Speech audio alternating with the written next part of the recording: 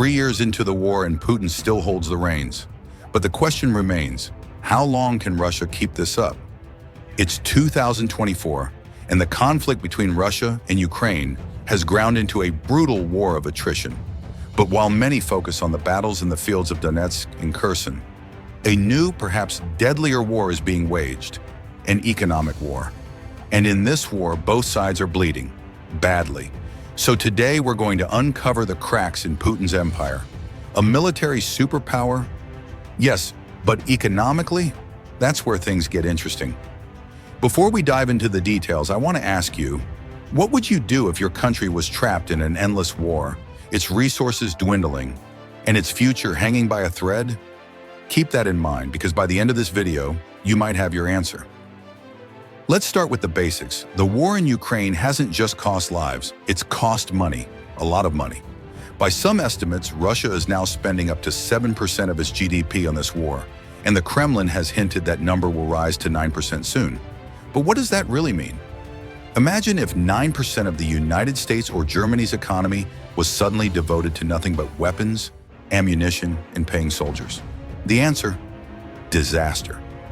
Sure, in the short term, factories are working overtime, jobs are up, and production is booming. But there's a catch. Russia isn't making iPhones or high-speed trains. No, they're reconditioning Soviet-era tanks, making crude bombs, and scraping together what's left of their dwindling resources to keep the war machine grinding forward. The truth is, this isn't sustainable. A militarized economy is like lighting a match. Sure, it burns bright, but only for a moment. In 2024, Russia's economy is projected to grow by about 3.2%.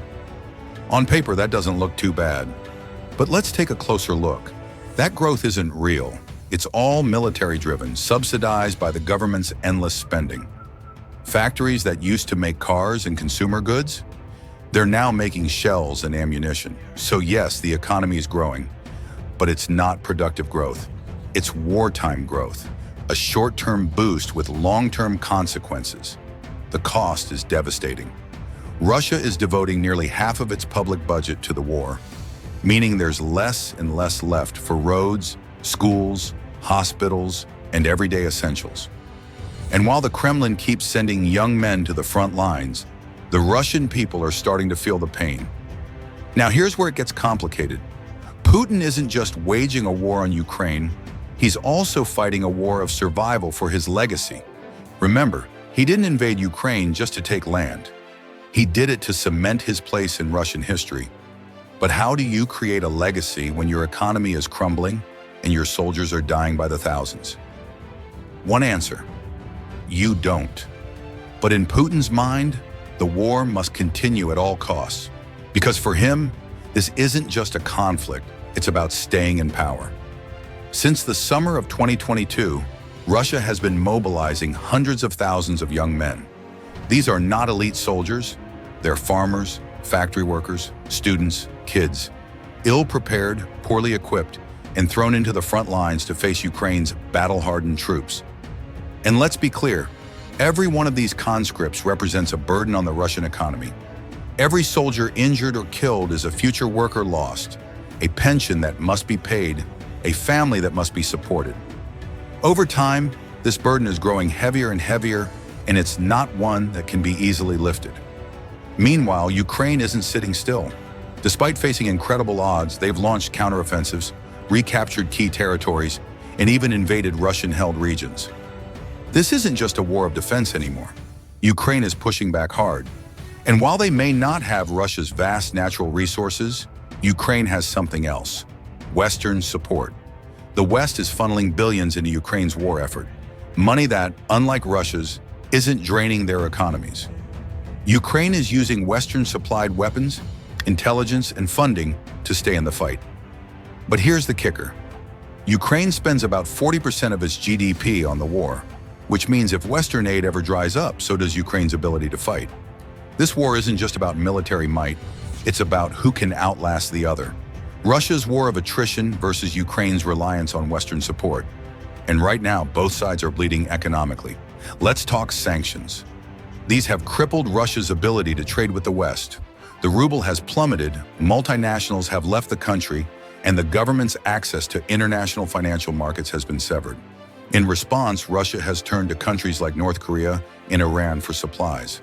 But these aren't sustainable partnerships. They're last-ditch efforts to keep the war going. And let's not forget the elephant in the room: energy. Russia has long relied on its oil and gas exports to fund its government. But as energy revenues plummet and the war drags on, the Kremlin's resources are drying up. Without the constant flow of oil money, how long can Putin keep this going? At this point, Russia's economy is running on fumes. The country's factories are producing outdated military equipment, with much of it being destroyed shortly after it hits the front lines. Meanwhile, critical sectors like healthcare, education, and infrastructure are starved of funding. Imagine this: a nation once renowned for its scientific achievements, now reduced to recycling old weapons just to stay in the fight.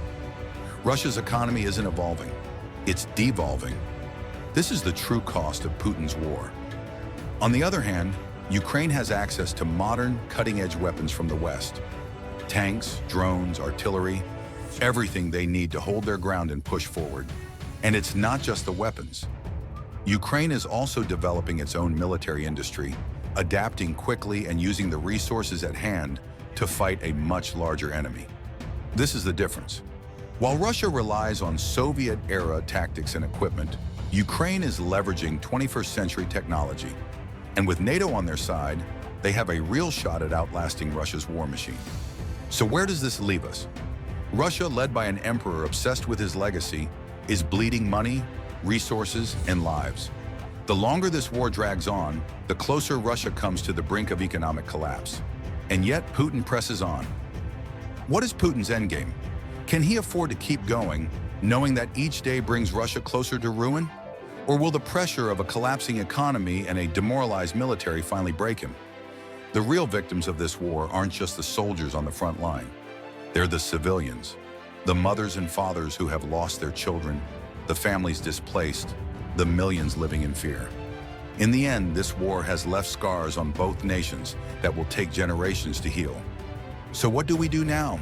The West has a choice: keep supporting Ukraine and help them push back against an empire teetering on the edge, or stand by and watch as Russia grinds both itself and Ukraine into dust. Because make no mistake, this war won't end until one side can't keep fighting. The question is, which side will that be? As always, we'll be watching closely here on Visual Politic. So make sure to subscribe and stay tuned as we uncover the next chapter in this deadly geopolitical chess game. Because trust me, the final moves are just beginning.